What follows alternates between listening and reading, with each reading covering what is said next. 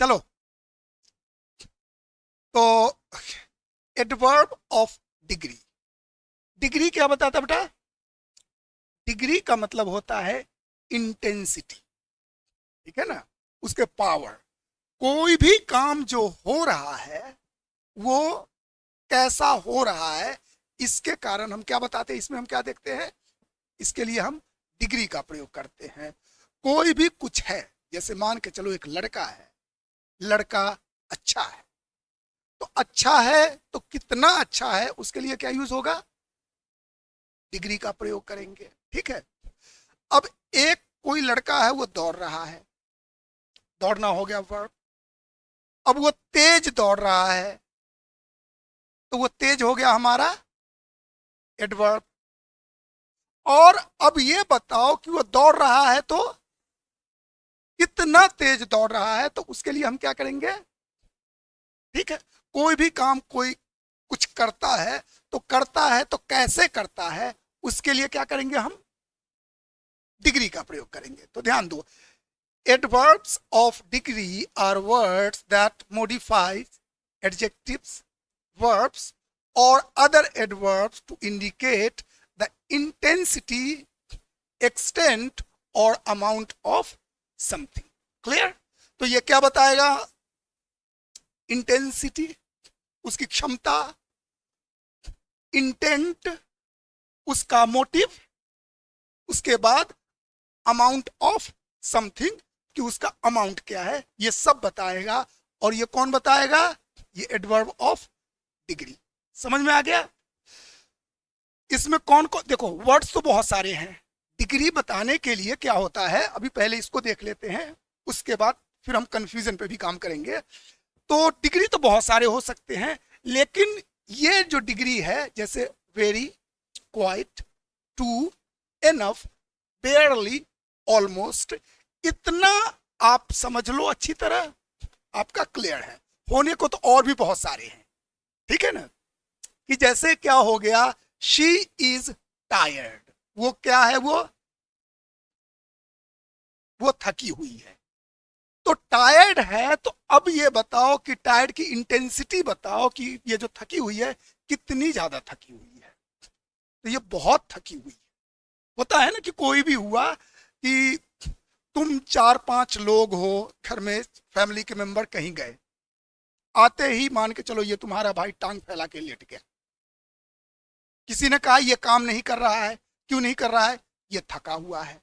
तो भाई थके हुए तो हम भी हैं, वो टांग फैला के क्यों लेट गया, तो वो थका हुआ नहीं है, वो बहुत थका हुआ है। तो वेरी क्या बता रहा है, इंटेंसिटी बता रहा है कि ये थका हुआ है, ये ज्यादा थका हुआ है, ठीक है। उसके बाद मान के चलो तुम्हारा छोटा भाई, वो तो बिल्कुल ही उल्टा लेटा हुआ है, ठीक है, गर्दन लटका के बेड से।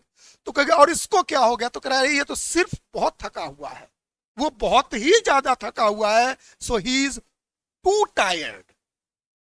तो यहां पे टू क्या बता रहा है, वेरी से भी ज्यादा हम यहां पे जोर डाल रहे हैं, तो वहां पे टू हो जाएगा। समझ में आ गया?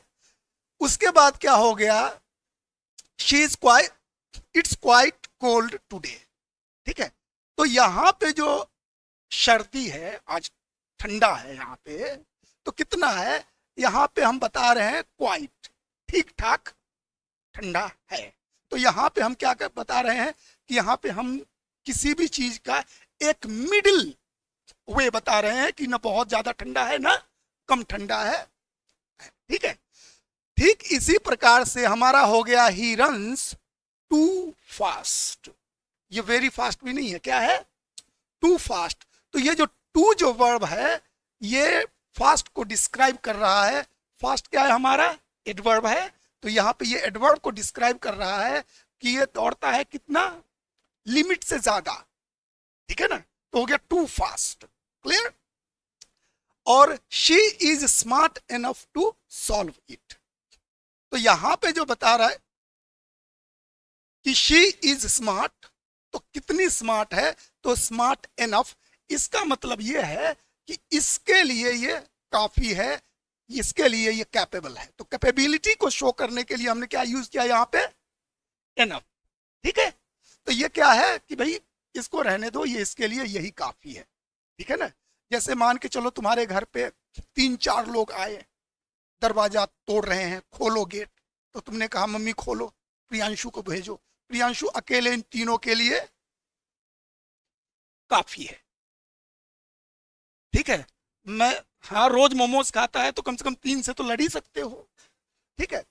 तो इसका क्या हो गया, काफी। तो इस सवाल को हल करने के लिए मेरा छोटा भाई ही काफी है। So my younger brother is smart enough to solve this question.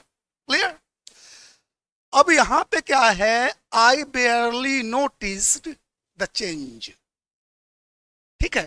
तो यहां पे क्या कह रहा है, ये बेयरली जो है ये नोटिस, नोटिस मतलब ध्यान से देखना, या क्या कहते हैं, नोटिस करना किसी भी चीज को, है ना, ध्यान देना या नहीं देना, हम उसको कहते हैं नोटिस। मैंने नोटिस किया या नहीं नोटिस किया। तो यहां पे क्या है, ये बेयरली नोटिस द चेंज। तो ये बता रहा है कि ये कम से कम इंटेंसिटी यहां पे बता रहा है कि बहुत कम चांस होता है, शायद, जिसे हम कहते हैं कि शायद ही उसने चेंज को नोटिस किया, ठीक है। उसके बाद देखो, वी हैव ऑलमोस्ट फिनिश्ड, फिर ये ऑलमोस्ट जो है एडवर्ब, ये फिनिश्ड को डिस्क्राइब कर रहा है। और ये क्या बता रहा है, ये ऑलमोस्ट वर्ड जो है ये नियर टू कंप्लीशन को बता रहा है कि खत्म होने वाला ही है, ठीक है। ये क्या है, वी आर ऑलमोस्ट फिनिश्ड, हम लगभग खत्म कर चुके हैं। तो यहां पे ये ऑलमोस्ट किसको बता रहा है, कंप्लीशन को बता रहा है कि ये कंप्लीट होने वाला है, कंप्लीट होने वाला है, अभी कंप्लीट हुआ नहीं है, ठीक है। समझ में आ गया। तो ये क्या हो गया, हमारे एडवर्ब ऑफ डिग्री। कोई क्वेश्चन नहीं, अगर है तो पूछो। डिग्री, अच्छा, हमने बताया था आप लोगों को कि इतने सारे हैं, इसको यूज करेंगे, और भी बहुत सारे हैं। तो यहां पे जानते ही हो आप लोग, जैसे बाकी में बताया है वैसे क्या है कि ये क्या बता रहा है कि शी इज वेरी टायर्ड। सो एक वेरी क्या हो गया हमारा, ये एडवर्ब है जो कि डिस्क्राइब कर रहा है थकने को।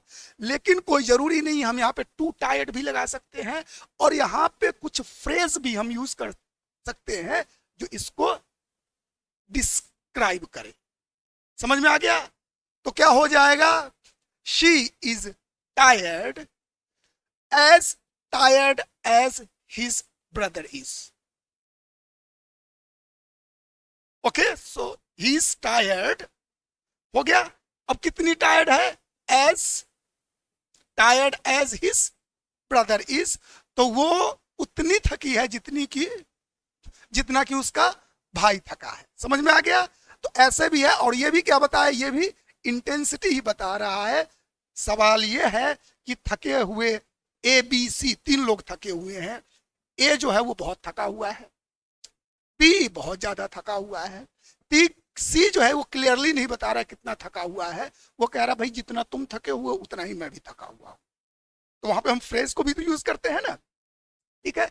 एडवर्ब होता क्या है, एडवर्ब वो शब्द है जो एडजेक्टिव को डिस्क्राइब करे, वर्ब को डिस्क्राइब करे, और खुद एडवर्ब को भी डिस्क्राइब करे।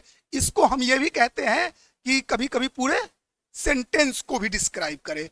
और जो एडवर्ब पूरे सेंटेंस को डिस्क्राइब करता है वो एक्चुअली में वर्ब को ही डिस्क्राइब करता है, ठीक है। समझ में आ गया।